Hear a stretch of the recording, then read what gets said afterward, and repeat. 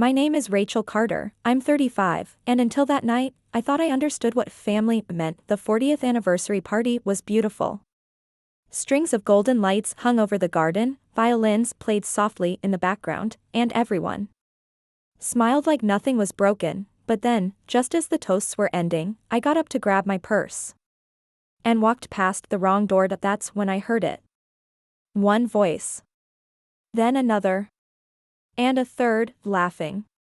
Planning. Talking about me. I pressed my back against the wall, frozen.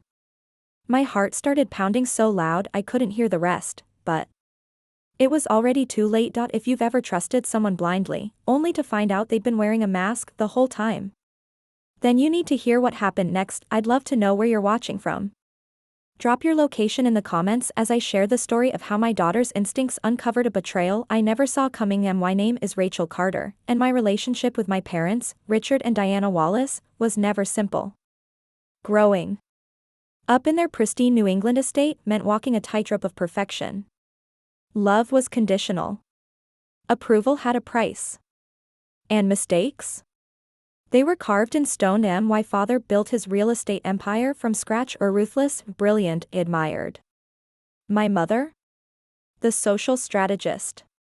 Every dinner party, every holiday photo, every smile, perfectly arranged. I thought I had finally earned their respect when I married Nathan Pearson, my father's business associate's golden boy. Nathan had all the right credentials, the charm, the ambition, the polished smile. My parents adored him for a decade. I believed we had a strong marriage, even as Nathan grew cold, distant, controlling. Then came the affair. His 25-year-old assistant, Kayla. The truth detonated everything. Our divorce was brutal. I was left picking up the pieces, financially shattered, emotionally raw, raising 2 kids alone. Madison, my fierce 16-year-old with eyes that missed nothing. And Ethan, sweet, gentle, 8 years old. Still believing in good guys. We moved from a grand colonial house to a cramped 3-bedroom apartment. I juggled part-time gallery work with freelance graphic design gigs. Shared custody.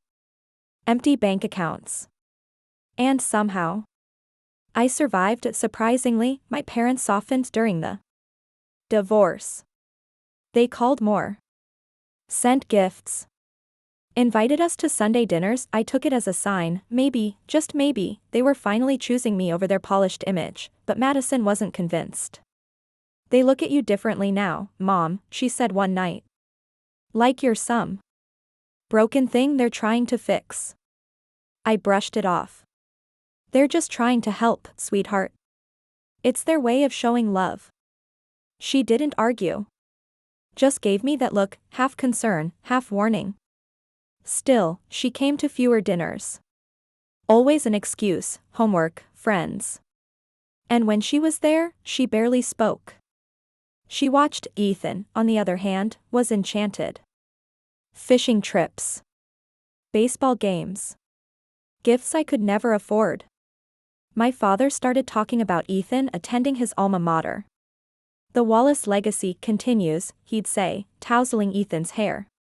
But he never quite looked me in the eye when he said ITSO when they announced their 40th anniversary party at the Oak Ridge Country Club. I saw an opportunity. A fresh start. Maybe even healing. I couldn't buy a new dress, so I altered one from the old days, before the betrayal. I helped with invitations, the menu, the guest list. I even created a photo album, 40 years of curated memories, hand-picked smiles. Madison watched me one night as I sorted photos on the living room floor. Her voice cut through the silence. Why are you trying so hard, Mom? They never go this far for you, someone muttered. And I replied without hesitation, almost believing it myself, that's what family does. We show up for each other.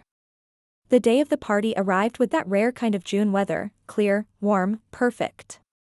I spent the entire afternoon helping Madison get ready. I gently convinced her to wear the emerald green dress my mother had chosen, just for a few hours, I promised. It'll make Grandma happy. When we pulled up to the country club, I froze. The place had been transformed, white roses and lilies on every table, crystal chandeliers reflecting golden light onto the marble floors. A string quartet played softly in the corner, the music delicate and haunting. And at the entrance, my parents stood like royalty, my father sharp in his tuxedo, my mother glowing in a silver gown, greeting guests as if they were hosting a diplomatic gala. "Brooke, darling," my mother said, kissing my cheeks in the air. "You look comfortable." "And Madison, that dress is divine. I knew that color would bring out your eyes." My father barely looked at me. Instead, he reached for Ethan with open arms. "There's my boy. Got a special seat for you, right next to Grandpa, front and center." That was the first sting. But I swallowed it. This wasn't about me. It was their night, the ballroom filled. Quickly, faces I recognized, faces I didn't. Distant cousins, business acquaintances, club friends. I drifted through the room, performing my role, the graceful daughter, recently divorced but dignified. Yes, it's been challenging, I'd say. But we're adjusting. The kids are resilient. No, I wasn't dating. Yes, I was focusing on myself. That IT was all going smoothly until I saw them and Nathan. Looking smug in a tailored suit, his arm around Kayla. Her blonde hair perfectly styled, her designer dress the kind I'd never even try on. My stomach tightened like a fist. "Did you know they were coming?" I whispered to Rachel, my sister-in-law. She shifted uneasily. "I thought you did. Your mom sent them a personal invite." I didn't even have time to react. There they were, my parents, hugging Nathan and Kayla like long-lost family. My father slapped Nathan's back, my mother gushed over Kayla's dress. I stood there, frozen. The man who betrayed me, and the woman who helped him do it. And they were being welcomed like beloved guests. When my mother finally looked at me, she gave a small shrug. "Bygones, darling. Nathan's practically family. We couldn't just leave him out." I turned and made my way to the bar. I needed wine, something to dull the edges of whatever this was. As I sipped, I caught Madison watching them from the corner, her eyes narrow, her thumbs flying across her phone. I should have paid attention to that. To who she was texting. And why, but I didn't. I told myself to survive the night with grace. The ballroom buzzed with champagne and chatter. Waiters floated through the crowd like ghosts, trays of hors d'oeuvres in hand. And the photographer drifted between groups, capturing smiles I manufactured and practiced, one perfect moment at a time. I kept smiling. Even as Nathan and Kayla moved closer. The crowd was still buzzing. Toasts, laughter, clinking glasses, it all blurred together in a warm, polished haze. Everyone seemed so genuinely happy. So fooled. "Congratulations on your engagement," came the chorus from every direction. Paired with plastic smiles and champagne flutes. "You're handling this so well," Melissa whispered, leaning close and squeezing my arm with just a touch too much force. I would have thrown my drink in her face by now. I forced a smile. "I'm trying to be mature. For the kids." But my eyes were already scanning the ballroom, searching for Madison and Ethan. Ethan was easy to find. My son stood proudly beside my father, like an accessory. My father's hand rested on Ethan's small shoulder as he paraded him around. Like a trophy, introducing him to every powerful man in the room as the future of Wallace Enterprises. The next legacy. The next puppet. Madison was harder to spot. Eventually, I caught sight of her tucked into a shadowy corner.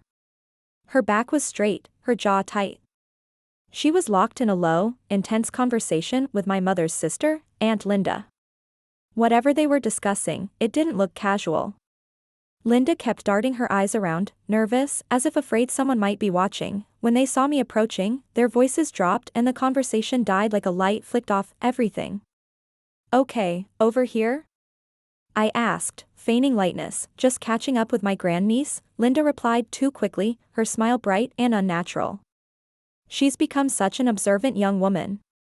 Madison's eyes flicked to mine, unreadable. "We were discussing Family history, she said flatly. Before I could question it, a glass chimed.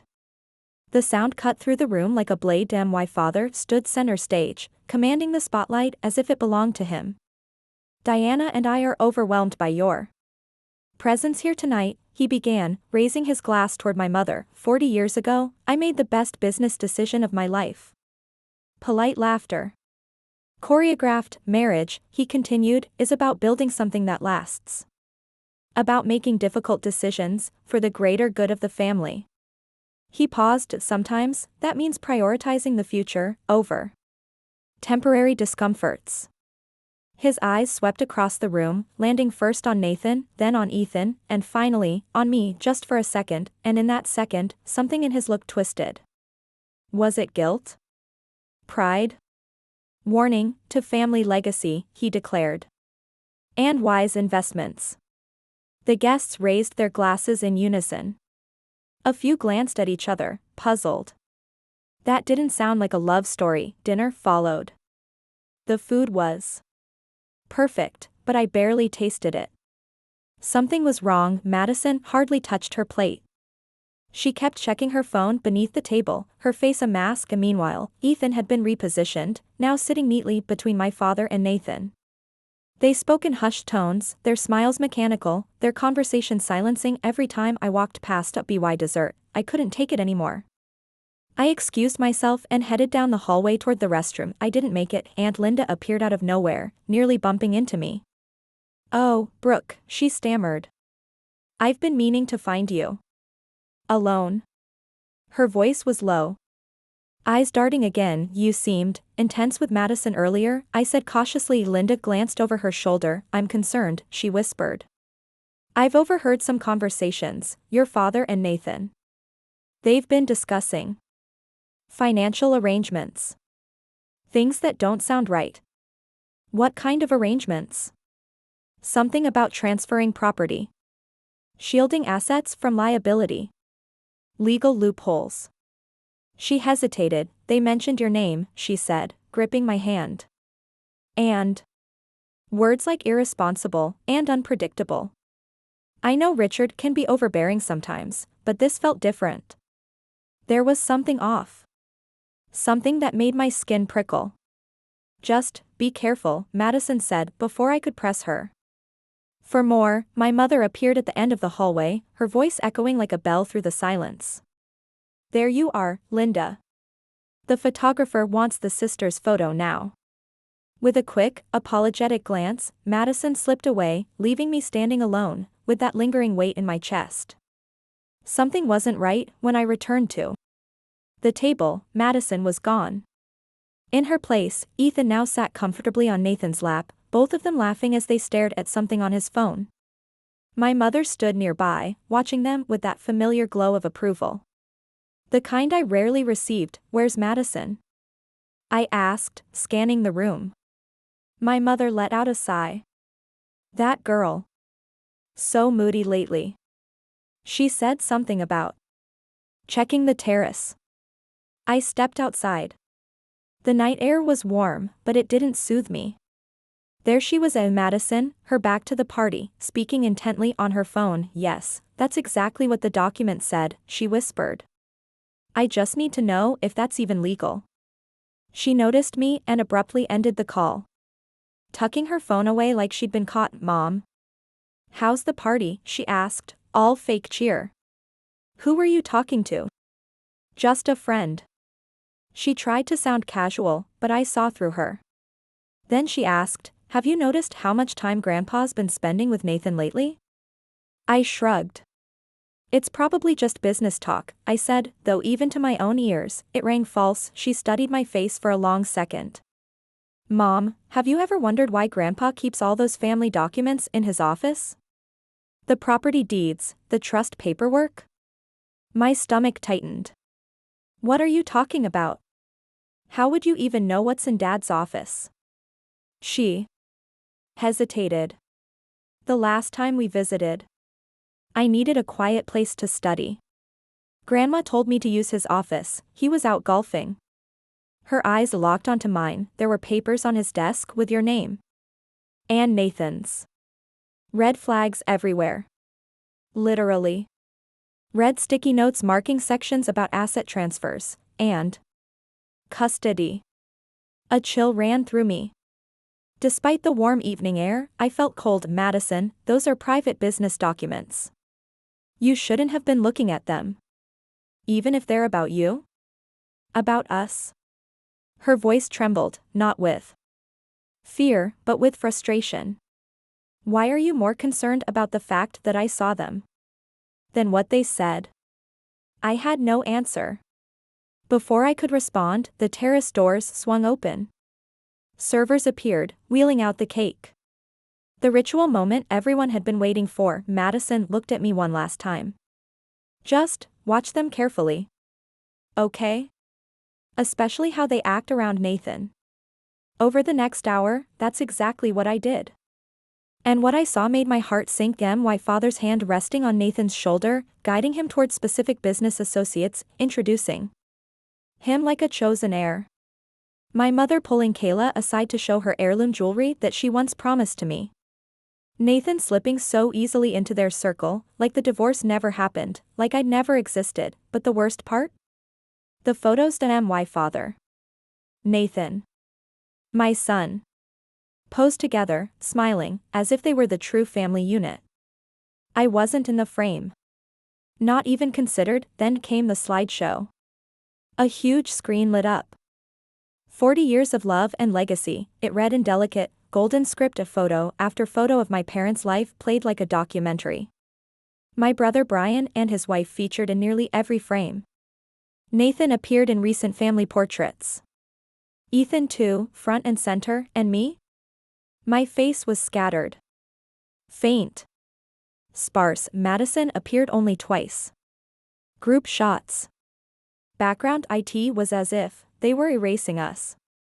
Erasing me. Madison was staring at me, not casually, but with that intense, quiet focus only she had. As if she'd already figured something out and was just waiting for me to catch up. When the presentation ended and the applause echoed through the room, my father took the microphone again. Before we cut the cake, he said, smiling, Diana and I have a special announcement. He motioned for Nathan and Ethan to come stand beside him. Family continuity has always been our greatest concern. And today, we're making sure the Wallace legacy remains in capable hands, for generations to come. I felt Madison's hand find mine under the table. She squeezed it, hard. In the coming weeks, my father continued, we'll be finalizing arrangements to secure the future of our family name, through the proper channels. His eyes briefly met mine. There was something cold behind that look, maybe pity, maybe power. But it vanished as fast as it came. Sometimes, he said, scanning the crowd, the most loving choice is making difficult decisions, even when others might not understand what's best. A hush fell over the room. Then, without warning, Madison stood. I need to check something, she whispered, already walking away before I could react. I watched her go, heart pounding. For the next 20 minutes, I sat there, stuck, forcing a smile, shaking hands with guests, barely hearing their words. Just going through the motions. When Madison finally returned, her face was pale. Her eyes locked on mine, fierce and determined. She leaned close, her voice barely audible. Mom, we need to leave. Now. We can't just leave, I whispered back, glancing around. It's your grandparents' anniversary. Ethan's having fun, Mom. Her tone cut through me. Trust me. We have to go. What happened? Are you feeling okay? I'll explain everything, but not here. She glanced over her shoulder. Gerald, my father's business partner, was watching us closely. Please, Mom. Just this once, don't question me. Just go. There was something desperate in her voice. Not fear. Urgency. And Madison had always been sharp, intuitive, thoughtful. But never reckless. Never this shaken. If she was this adamant, I needed to listen. Okay, I nodded. But let me say goodbye, and I need to get Ethan. Be quick, she said. And whatever you do, don't let Grandpa talk you into staying. As I crossed the room, I felt eyes on me, too many eyes. I spotted Ethan playing with his cousins, laughing, but before I could reach him, my mother stepped into my path, perfectly poised, always polished. "Leaving so soon?" she asked, her red lips curling into a practiced smile that didn't touch her eyes. "The evening is just getting interesting, darling. Madison's not feeling well," I said quietly. "I should take her home." She waved dismissively. "Send her with your brother.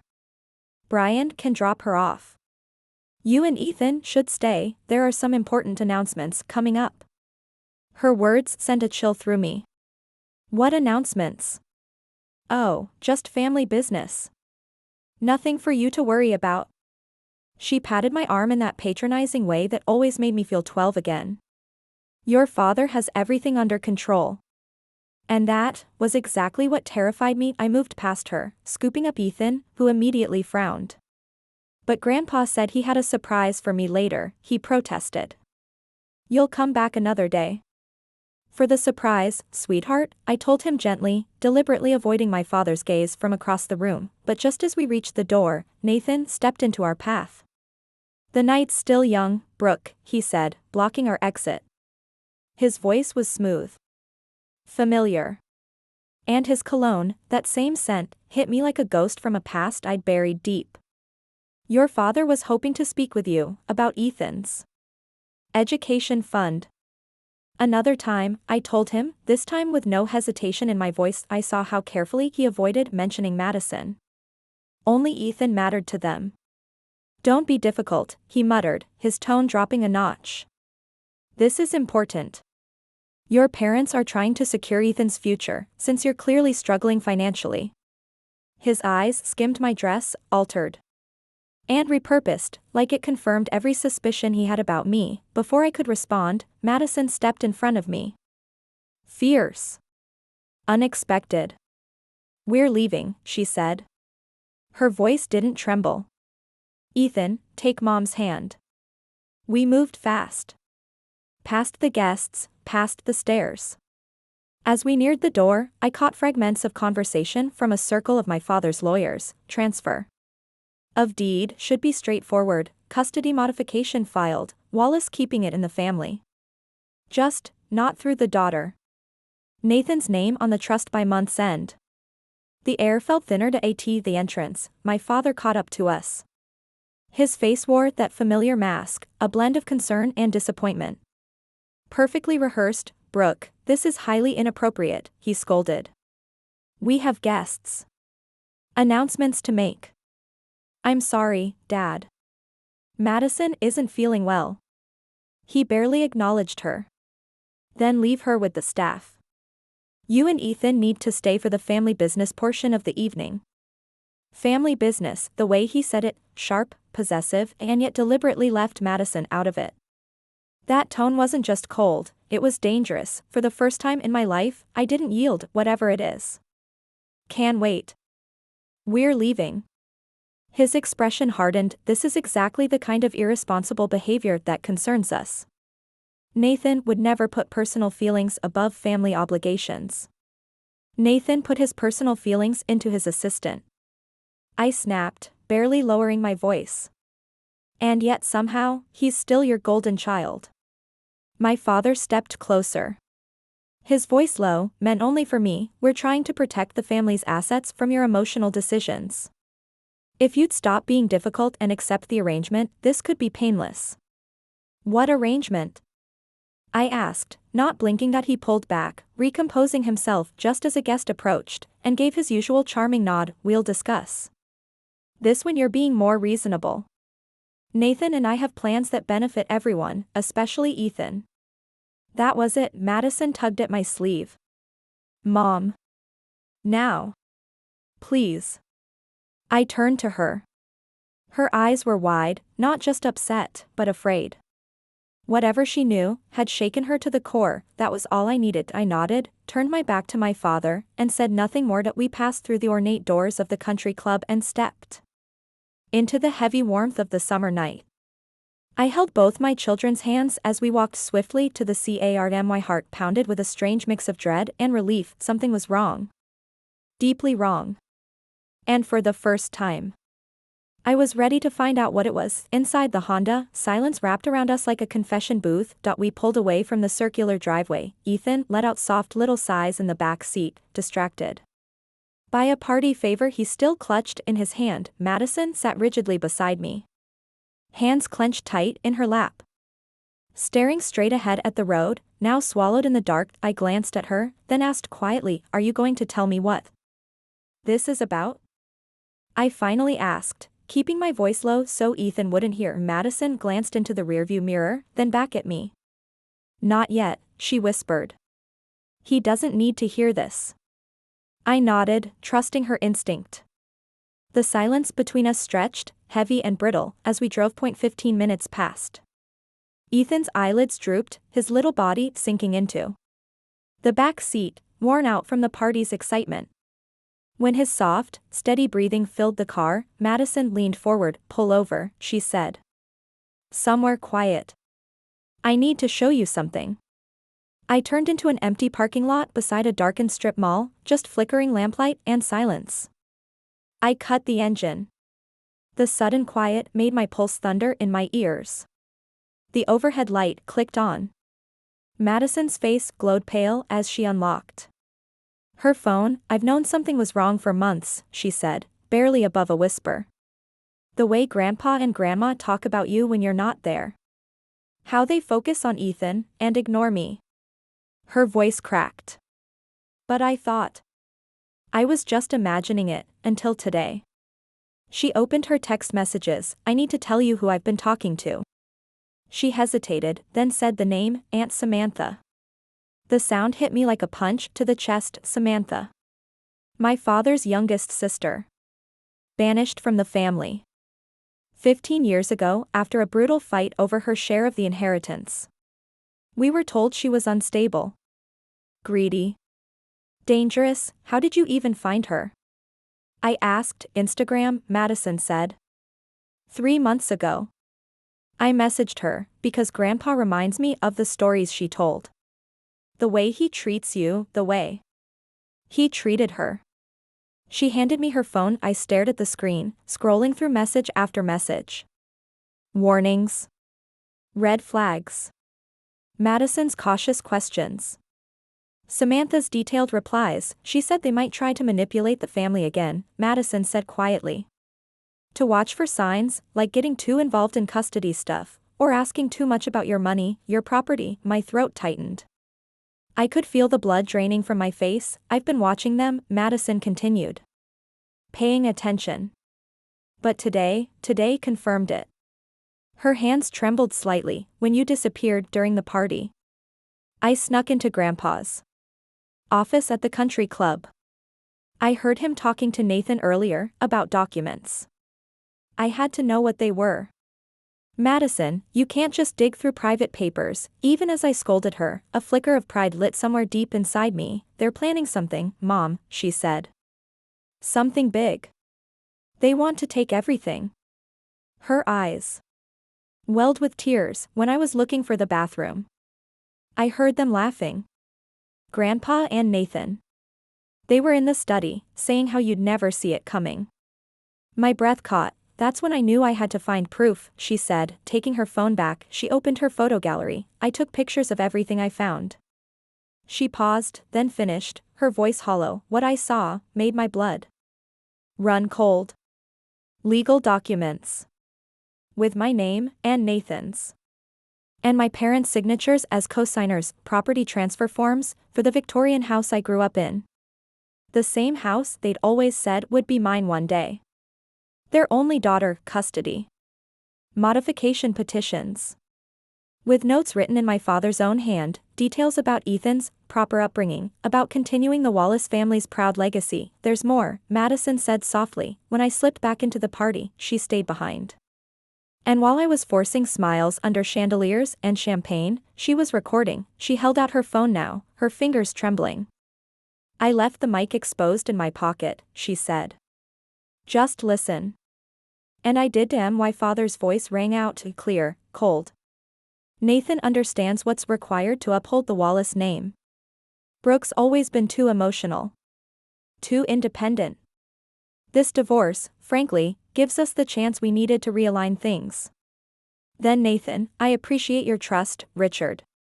With the house in my name, since I'll have custody of Ethan, we can ensure the property stays in the family. Brooke would just sell it for some artistic passion. Then my mother, we've always questioned Brooke's judgment. Remember that awful teacher she dated in college? Or the time she tried to be a photographer? Thank God we still have you, Nathan. You're the son we always hoped for. Tears burned my eyes. But the recording kept going. They weren't just scheming. They were building a legal case to overturn our divorce agreement. To shift assets. To argue I was too unstable, too poor, to raise my own child. And Madison? They called her too much like her mother. Too curious. Too defiant. They've been feeding Ethan things, Madison said, her voice barely audible. Little comments when you're not around. Grandma told him that if he lived with Dad, he could go to better schools, have more chances. She told him, you're holding him back. The betrayal hit like a knife to the chest. Not just from Nathan. But from them, my parents. The ones who raised me. The ones who were supposed to protect me. They planned it all. Used their anniversary party as camouflage. A celebration as cover for war. I couldn't let you stay, Madison said. Not once I realized what they were about to do. Aunt Samantha told me Grandpa did the same to her once, announced something big at a party. She couldn't even react without looking crazy. I reached out and grabbed Madison's hand, holding it like a lifeline. Thank you, I whispered. My voice cracked.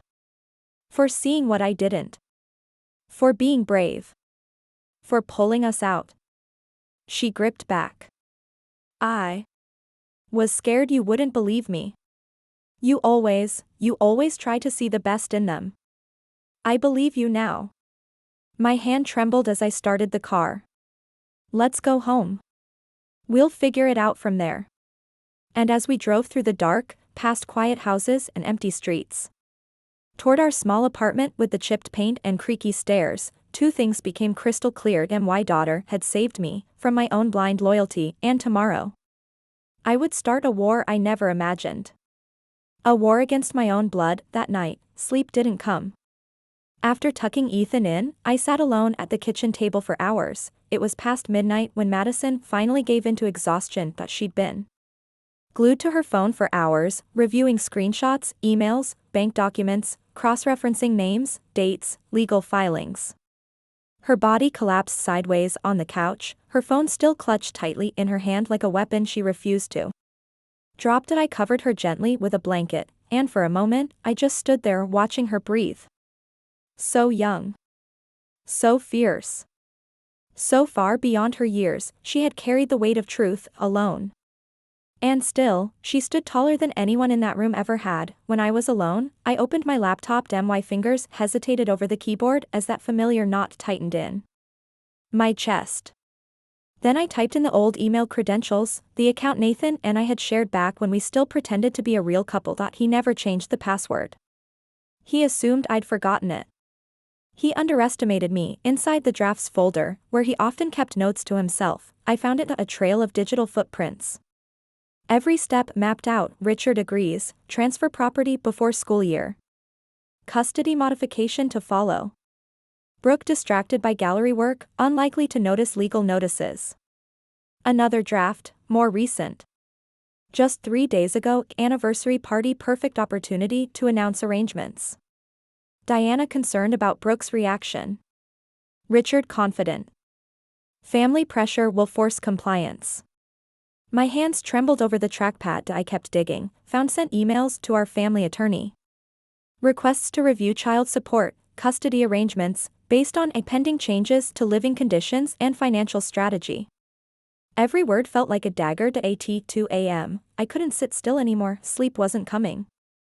And neither was peace. I did something I hadn't done in over 15 years. I searched for Samantha Wallace, my half-sister. The name hit harder than I expected. I found her website. She had a business now. She looked older. Wiser. Like someone who'd survived something. Without thinking twice, I typed out a message, Samantha. This is Brooke. Madison showed me everything. I need to talk to you. About Dad. I hit send. Seconds later, she replied, I've been waiting for this call for years. Are you somewhere safe to talk? We spoke for over an hour, her voice cracked in places, but the words never stopped flowing. She told me everything, how our father had manipulated her, cut her out of our grandparents' estate. How he used a family celebration to announce changes to trusts and property that had already been signed behind her back. How he poisoned the family against her, called her greedy, unstable, emotional, just for asking questions, and the worst part. I believed him. Back then. I believed him. History repeats itself, Samantha said. Her voice was soft, but it landed like thunder. Dad doesn't see a family. He sees a company. And we're the assets. When I chose a career he didn't approve of, when I married someone he didn't choose, I became a liability. So he managed me out. I swallowed the lump rising in my throat. Why didn't you ever tell me? I asked. I tried, Brooke. But you were in college. Idolizing him. Planning your wedding to Nathan, his golden boy. You didn't want to hear it. Her words cut clean through me, because they were true. I had chosen to believe the version that was easier to swallow. The one where Samantha was the villain and Dad was the patriarch holding it all together. I'm sorry, I whispered. There was a pause. Then, quietly, I should have listened. What matters, Samantha replied. Is that you're listening now? And that you have Madison. That girl is extraordinary. She exhaled sharply, voice thick with emotion, perceptive. Brave. Loyal. When she contacted me, I recognized myself in her. Before Dad broke my spirit, Samantha had offered practical advice. Her tone was calm, but beneath it, urgency pulsed like a second heartbeat. Document everything, she said. Don't confront them alone. And whatever you do, don't sign anything. At dawn, I dialed my brother Brian. He lived across the country and had always kept a safe distance from family drama. Still, I needed to know what he knew. To my surprise, he confirmed almost everything Madison and Samantha had warned me about. I've heard Dad and Nathan discussing the property transfers, he admitted, reluctantly. I didn't know how to tell you. Dad made it sound like it was for tax purposes. Beneficial for everyone. Everyone?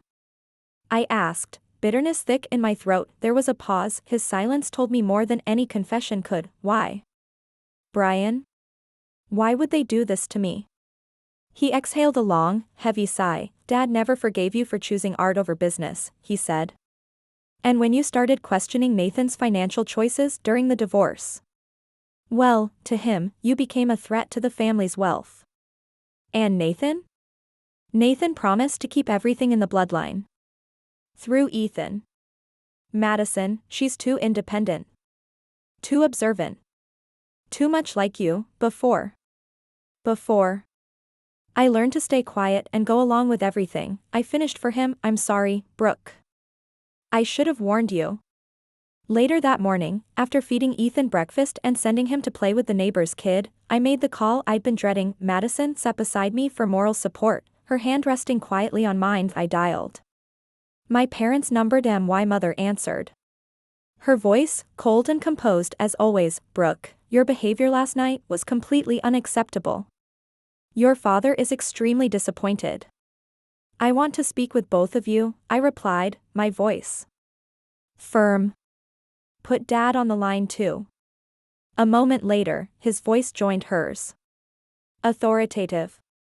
Stern, I hope you're calling to apologize for that embarrassing display. Actually, I'm calling about the documents. The ones you and Nathan have been preparing. The property transfers. The custody modifications. The trust realignments. Silence. A loaded, incriminating silence. Then, my father finally spoke. Those are private family business matters, he said, his voice sharpening. Matters that wouldn't concern you if you had shown better judgment in your personal life. They concern me directly, I snapped.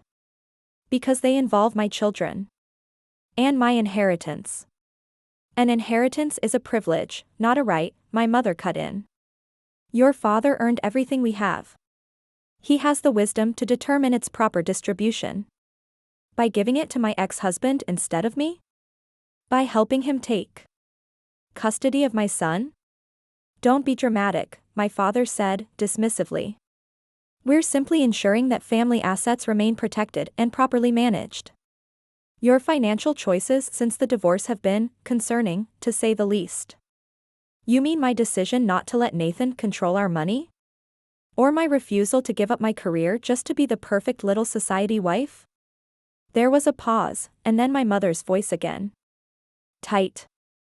Condescending, we've always supported your little hobby at the gallery. Nathan understands business, my father said, his voice calm, but dripping with condescension. He knows how to preserve family wealth and status. Ethan deserves the kind of future only proper management can provide. And what about Madison? I shot back, the silence that followed was deafening. She's headstrong, my mother finally offered, carefully measured. Like Samantha. Not particularly aligned with family tradition. The casual dismissal of my daughter, my brilliant, fiercely loyal daughter, lit a fire inside me I didn't even know was still burning. I stood taller. Let me be absolutely clear, I said, keeping my voice steady. I know everything. I watched their expressions freeze. I have copies of the documents. Recordings of conversations between you and Nathan. And witnesses who've seen how you've been manipulating Ethan. You're being hysterical, my father snapped. This is exactly why we had to take precautions. Your emotional instability. Is that what you told yourselves when you did this to Aunt Samantha too? I cut in, my voice slicing through the room. The stunned silence told me I'd hit a nerve. I've spoken to her, I continued. And to Brian. I know this isn't the first time you've tricked family members out of their inheritance. Or used public events to force their compliance. You've been talking to Samantha, my mother gasped, her face flushing with indignation. That unstable. Ungrateful, that's enough, I said sharply. I could feel the line being drawn. I'm meeting with an attorney tomorrow. From now on, all communication goes through them. Tell Nathan the same. My father's voice dropped, warning. You're making a serious mistake. We were trying to help you. No, I said quietly. You were trying to control me. Just like always. But this ends now. I hung up. The silence that followed was thick, but not heavy. Not anymore. For the first time in years, I felt clear. Madison sat beside me, her eyes wide, flickering between fear and something else, pride. What happens now? She asked softly. I pulled her close. Held her like I hadn't in years. Now, we fight. Not just for money. For freedom. For dignity. For you.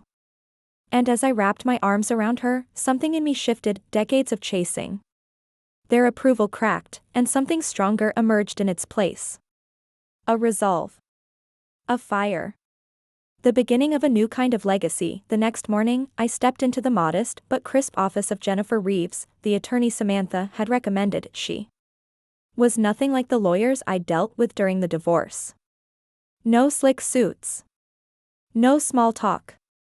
No shared golf memberships with my father. No loyalty to the Wallace name. She was direct. Sharp. And unimpressed by status. After reviewing Madison's recordings and the rest of the evidence I'd gathered, she looked up at me and said, "Your case isn't unique." I blinked. Excuse me. Wealthy patriarchs using property and trust funds as tools of control? Happens all the time. But the good news, she tapped the folder with Madison's evidence, is that your daughter's documentation gives us leverage. My voice dropped. What about custody threats? That was my biggest fear. Nathan had money. More now, with my parents backing him. More lawyers. More influence. Money plays a role in custody battles, Jennifer admitted. But it's not the only factor. Courts look at consistency, stability, emotional bonds, and your relationship with the children. She tapped Madison's recording again. Their blatant talk of using Ethan as a bargaining chip? That works in our favor. Then she laid out a strategy, step by step, starting with immediate legal notifications to block any property transfers without my consent. That Jennifer's voice was calm but clear. We'll need formal documentation of the custody manipulation attempts, she said, her words landing like measured strikes. There's also the matter of your son. She softened slightly, tilting her head. From what you've described, they've been conditioning him. Subtly. Making him associate comfort and reward with time spent at your ex's or his grandparents. Gifts. Promises. Reinforcement. Madison was seated beside me, shoulders tense. But steady. She had insisted on attending the meeting, wouldn't hear otherwise. He's confused, she said, her voice small but firm. He loves Mom. But Grandpa keeps telling him that if he lived with Dad, he could have a bigger room. Private school. Jennifer nodded, thoughtful. Children are intuitive. But they're also vulnerable. Family therapy might help him process what's happening in ways he can understand at his age. But first, we need to secure legal protections.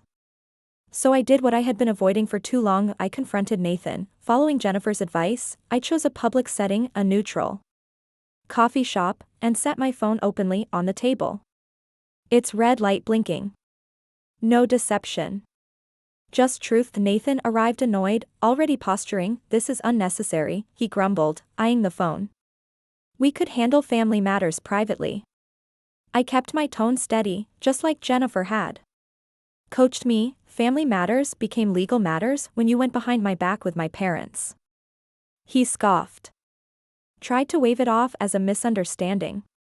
Claimed I was exaggerating, but I was prepared. I listed dates, documents, voicemails, conversations Madison had quietly photographed and recorded, pieces of a puzzle they thought I'd never be able to put together. Nathan's face shifted. He stopped denying. They approached me, he finally admitted, voice dropping.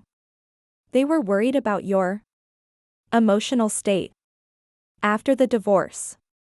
Said they wanted stability for the kids. My stomach clenched, but I didn't look away. So their solution was to transfer my inheritance to you, he continued, and modify the custody agreement. He looked uncomfortable for the first time. Richard thinks family assets should stay in responsible hands, his words. The house. The trust. All Wallace family legacies. Apparently, I had lost my right to them the moment I walked away from his betrayal. Because I divorced you, I said flatly. After your affair. Nathan leaned forward, shifting into that familiar, persuasive tone, the one that used to work on me. Be reasonable, Brooke. Your father is offering security. A future for Ethan. All you have to do is stop fighting the new arrangement. And Madison? I asked. He hesitated. That pause said everything. She's different. He muttered eventually. More independent. Too much like me, I finished. Too strong. Too hard to control. We both knew it was true. Nathan stood. Smoothed his jacket. His parting words were meant to intimidate. You can't match your parents' influence. Don't turn this into a war you'll lose. Maybe once, that threat would have worked, but not now. Something in me had shifted, something Madison had unknowingly unlocked. I was done being afraid. The next few weeks became a strategy. A quiet war fought with patience, persistence, and love. Jennifer filed motions to protect my custody rights and freeze any property transfers. I found a family therapist who specialized in parental alienation and manipulation. Ethan and Madison came to every session that we created a safe space at a place where Ethan could say the things he was too scared to say at home. One afternoon, his voice broke as he stared down at the floor and whispered, "Grandpa says Dad needs me more than you do." He said it during one of our late-night talks, his little 8-year-old face full of confusion and weight he never should have carried. "I'm the Wallace heir," Ethan whispered. "You're my son first," I told him softly. "You don't have to choose between people who love you. And none of this is your fault." For the first time in a long time, Madison seemed lighter, like she didn't have to protect me anymore. She kept messaging Aunt Samantha, who gave us insight after insight into my father's tactics, each one peeling away another layer of illusion I'd been raised to believe, but the most unexpected support came from the very person I once thought I had lost forever. After 15 years of silence forced on us by my father, Samantha and I rebuilt our relationship, one late-night call at a time. Weekend visits turned into emotional reconnections. I learned she'd built a life in Colorado, an interior design business, a husband who taught literature, and 2 beautiful children I barely knew existed. "He always uses the same playbook," she said one afternoon, sitting on our modest apartment couch. "First, he targets the one person who questions his authority. Then he paints them as unstable or unreliable. After that, he isolates them, cuts them off from allies. And finally, he drops a bomb during a big family event, when the rest of the family is too distracted or intimidated to push back." I stared at her, stunned. "I can't believe I never saw it." She looked at me with something between sympathy and conviction. "That's because he never comes for everyone at once. Just one. And the others? They stay quiet, afraid they're next." Then she reached across and gently squeezed my hand, "But this time, he underestimated you. He didn't count on Madison." She was right. Madison had become my compass, my fiercest defender. She helped me prepare for court hearings and therapy sessions. She documented every strange phone call, every manipulation, every lie. She even helped Ethan understand, gently, patiently, in ways a child could hold. "Mom's not trying to take you away from Dad or Grandpa," she told him one evening. "She's just making sure everyone follows the rules. Like when you and Jaden play video games, you have to keep it fair, so no one cheats." Then came my brother Brian. He wasn't the type to pick fights, but he picked a side. He started forwarding me emails, conversations with our father, financial spreadsheets, drafts of documents. Proof that what Madison discovered wasn't just suspicion. It was strategy. Brian stayed distant. No confrontations. No big speeches. But his quiet loyalty spoke volumes. And the documents? They were gold. Still, nothing hurt more than realizing the truth I had spent my whole life trying to avoid, that maybe my parents never really loved me.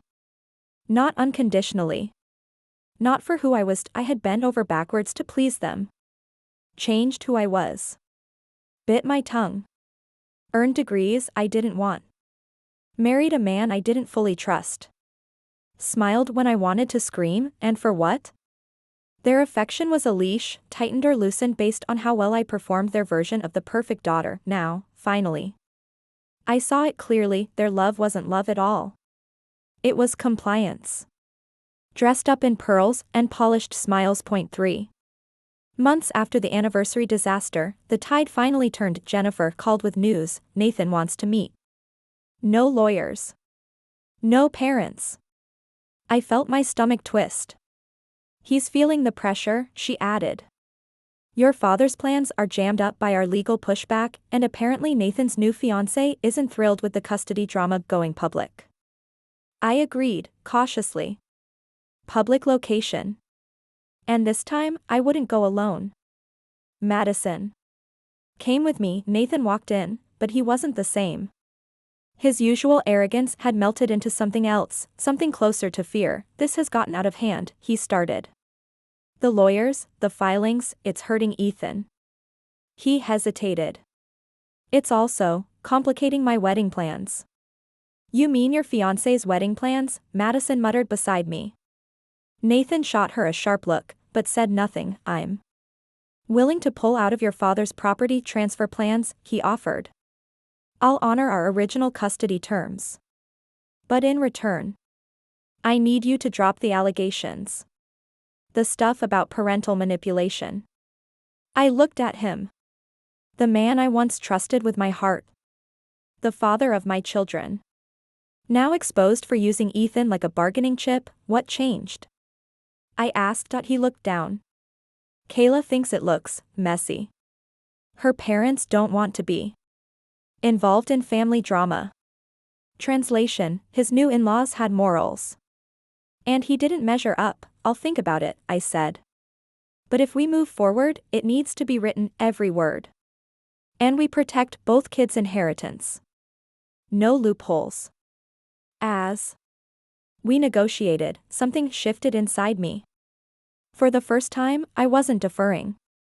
I wasn't that accommodating wife anymore.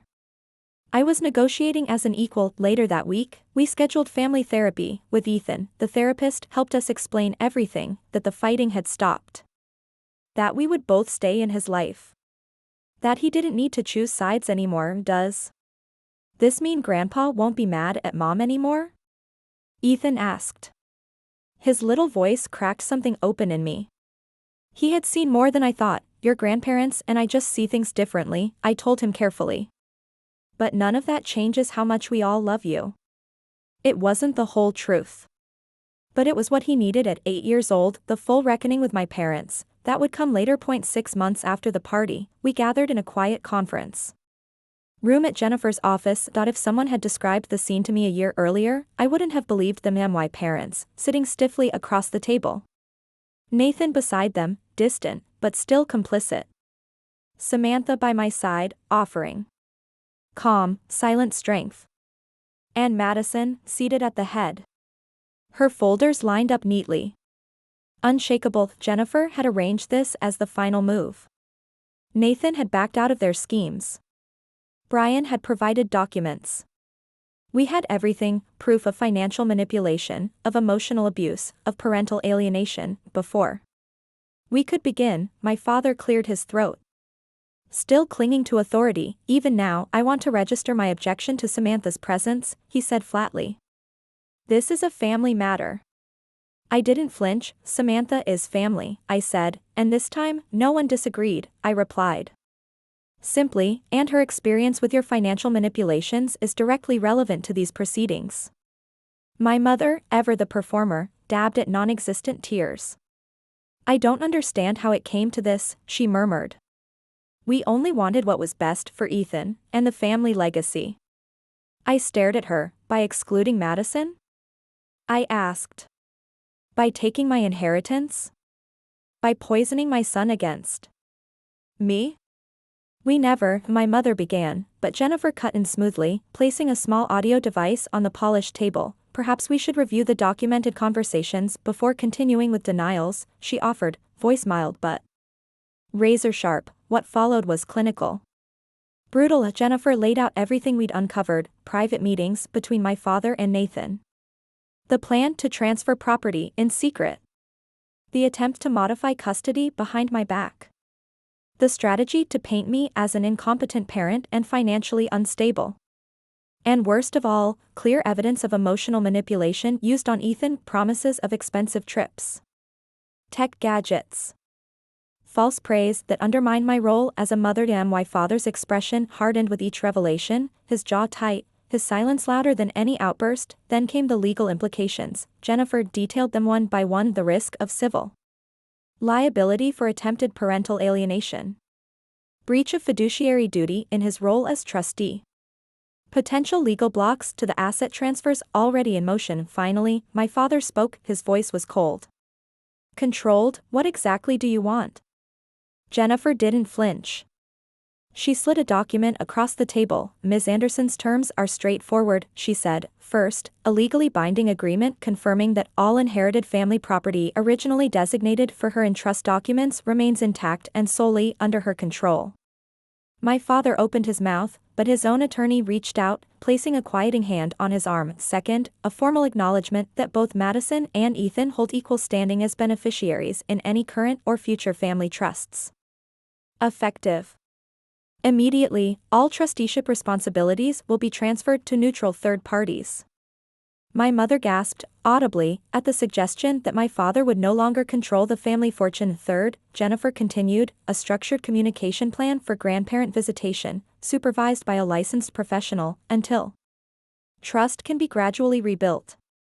This is outrageous, my father burst. We don't need supervision to see our own grandchildren. Jennifer didn't flinch. The recordings of you deliberately undermining Ms. Anderson's relationship with her son suggest otherwise, she replied, calm as ever. The negotiations dragged for hours. Tense silences. Sharp words. Moments of false compromise, quickly shattered, but by late afternoon, it was done. An agreement. My inheritance protected. Madison and Ethan treated as equals. Boundaries drawn. I gathered my things, ready to leave. My father made one last attempt to wound. I hope you're satisfied, Brooke, he said, his voice cold. This vendetta has damaged relationships that may never recover. For the first time that day, Madison stood, her voice was steady. Calm. Deadly, Grandpa, with all due respect, she said, eyes locked on his, you damaged those relationships, when you decided Mom and I were disposable. She let the silence hang, we're just creating consequences for your choices. The room held its breath, her words weren't angry. They were clean. Precise. True, and as we turned to leave, the weight of that truth lingered behind us, leaving them to sit in the wreckage they'd created. Now I recognized my own strength, my children's resilience, and the power of chosen family bonds, like the renewed connection with Samantha. Their failed attempt at manipulation didn't break me. If anything, it revealed just how strong we could be when we stopped pretending and started fighting back. The months that followed brought big changes. Tangible, necessary, healing. And with my inheritance secured, I was able to buy a small but comfortable house, our house. It wasn't extravagant, but it had enough room for both children, and for peace. The gallery, I transitioned from part-time to full management. And with that, came something I hadn't felt in years, financial stability. Creative fulfillment. A version of myself I'd suppressed during the marriage slowly came back to life. Madison began to blossom, too. Freed from the weight of family secrets, she grew closer to Samantha and to the cousins she'd barely known existed, and Ethan, sweet Ethan, gradually adjusted to our new life. Once the tension around custody disappeared, so did the confusion. He laughed more. He slept better. He felt safe. My relationship with my parents entered what I could only describe as a slow and painful detox. Healing didn't come fast or easy. We started small, short, supervised visits. As they demonstrated respect for my role as a parent, I allowed more time, more access. But the boundaries were mine to set. Now why father struggled most. He tested limits, especially with gifts and grand promises to Ethan. But I remained firm. And over time, consistent consequences led to something close to compliance. Even if it came with a sigh. And Nathan surprised me the most. Without my parents in his ear, without their expectations for him to be the golden son-in-law, he became something else entirely, present.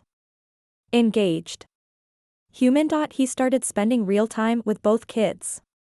Even Madison, whom he used to sideline for Ethan, now had his attention. And maybe even his respect. Exactly 1 year after that disastrous anniversary party, Madison and I sat on the porch of our new home. The sky was painted in soft orange and gold, the sun slowly bowing out. We watched it together, in quiet reflection. Do you think Grandpa and Grandma will ever really change? She asked. I thought for a long moment. People rarely change at their core, I said. Especially not at their age. But sometimes, if given no other choice, they learn how to behave differently. She frowned. I still don't get why. They did it. They have more money than they could ever spend. Why try to take yours? It was never about the money, I told her. It was about control. About punishing me for making choices they didn't approve of. Divorcing Nathan. Pursuing my career. Raising you to think for yourself. Madison nodded slowly. Thoughtfully, I'm glad we fought back, she said. I turned to her, my chest swelling with a pride that words couldn't hold. We wouldn't have one without you, I told her. Your courage. Your perception. Your willingness to see what no one else did. You saved us, Madison. She smiled, slightly embarrassed. I just paid attention, she said, and that's exactly what they never expected us to do. I reached over and squeezed her hand. If there's one thing I've learned from all this, it's to trust your instincts. When something feels wrong, it usually is, even if everyone else is acting like it's normal. We sat in silence after that. The kind that feels earned. Safe, and as the final colors of daylight disappeared behind the trees, I realized something deeper than closure, something liberating. For years, I had measured my worth through my parents' approval. Through Nathan's validation. Now I recognized my own strength. My children's resilience. And the unshakable power of chosen family, like the bond we'd rebuilt with Samantha. What I fought to protect mattered. But the true legacy I wanted to leave for Madison and Ethan was something deeper. The courage to define their own worth, not through money, not through inheritance, and certainly not through someone else's expectations. Looking at my daughter, perceptive, principled, and unshakably brave, I realized that legacy was already blooming. Quietly. Boldly. Right in front of me. What do you think was the most important thing you learned from all this? I asked her. Madison didn't rush her answer. She rarely did. That family isn't just blood or a last name, she said. It's who shows up for you. Who tells you the truth, even when it hurts. As the sky outside darkened, I found myself thinking how often we miss the truth that's right in front of us, how quick we are to silence the ones who see clearly, simply because we're afraid to look. I had ignored what Madison saw. And it nearly cost us everything, but her clarity, her instincts. They saved us both. So thank you, truly, for listening to our story. It's never easy admitting that I was blind to manipulation from the people who raised me. But maybe by sharing this, someone else out there might start to see what I couldn't. Before it's too late. Has anyone ever pointed out red flags in your life that you didn't want to see? Or maybe, were you the one who saw what no one else would admit? Tell me in the comments. I'd love to hear your story, and if anything in mine resonated with you, if something deep down clicked while you listened, maybe take a second to like this video, subscribe to the channel, or share it with someone who needs a gentle reminder that sometimes the most important truth comes from the person we least expect. And the bravest thing we can do is believe them.